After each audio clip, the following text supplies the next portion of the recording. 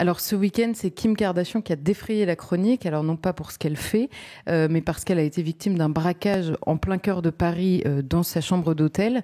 Alors plusieurs hommes politiques ont dit que c'était une publicité désastreuse pour Paris. Est-ce que vous êtes d'accord avec cette affirmation ? Une fois de plus, les grands médias là, subventionnés ne parlent pas de la réalité des choses.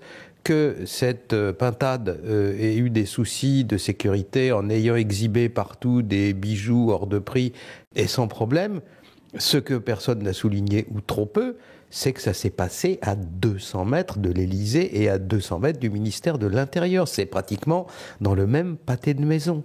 Vous vous rendez compte, nous sommes en plein état d'urgence. Il y a un commando, on nous dit que c'était 5 personnes, qui se promènent à son aise à 3 heures du matin, armés, et armés et dangereux, qui entrent dans un bâtiment, qui kidnappe du monde, dont la créature en question, et qui repart au bout d'une demi-heure, 3/4 d'heure, on ne sait pas trop, les mains dans les poches, sans qu'il leur soit rien arrivé. Au secours, on est en plein état d'urgence. C'est invraisemblable, cette affaire-là. C'est une brèche en matière de sécurité énorme. C'était déjà pas très glorieux qu'on se fasse piquer des bijoux dans les grandes bijouteries de la place Vendôme, sous les fenêtres là, de la ministre de la Justice. Et puis maintenant, ça s'approche de l'Élysée. Imaginez qu'au lieu d'être des simples gangsters en voulant aux bijoux de la dame, ça a été des terroristes. Alors, j'ai bien compris que le ministre de l'Intérieur faisait beaucoup de tourisme sécuritaire, qui se rend partout, il se dresse tout droit, là, il prend l'air de Napoléon au pont d'Arcole, mais ça suit pas derrière, quoi.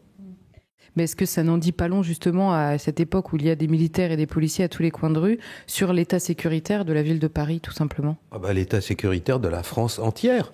Ça va pas mieux nulle part. Ce qui régit le fonctionnement des malfaiteurs, c'est l'effet de déplacement. Les malfaiteurs ne veulent pas être dans le livre des records pour avoir braqué le truc le plus difficile. Ils veulent de l'argent vite fait sans problème. Donc, quand les banques sont trop sécurisées, on va braquer les supermarchés. Quand les supermarchés le sont, on va braquer des gens chez eux à domicile. C'est ce qui s'appelle en anglais, parce que toutes ces choses sympathiques sont apparues d'abord aux États-Unis, homejacking. Alors, le homejacking, le dernier en date, c'est celui de Mme Kardashian. Voilà. Et c'est ça. Alors, le ministère de l'Intérieur, vous avez vu, les vols à main armée sont en train de baisser. OK, ce qu'on fait dans des banques et dans des endroits sécurisés. Mais pendant ce temps-là, il y a une véritable explosion du nombre des braquages à domicile. On arrive chez des malheureux, on les tue, on les torture. Parfois, ouais, on a vu des morts dans ces histoires-là. On leur prend leur carte de crédit, on les fait avouer leur code en leur brûlant la plante des pieds ou Dieu sait trop quoi. On pique leur voiture et on s'en va avec tout l'argent. Et ça, naturellement, ça explose. J'entends dire par des policiers, les statistiques ne sont pas encore officielles parce qu'elles le sont à la fin de l'année, mais dans certains départements du midi de la France, on en est à plus 50% et plus.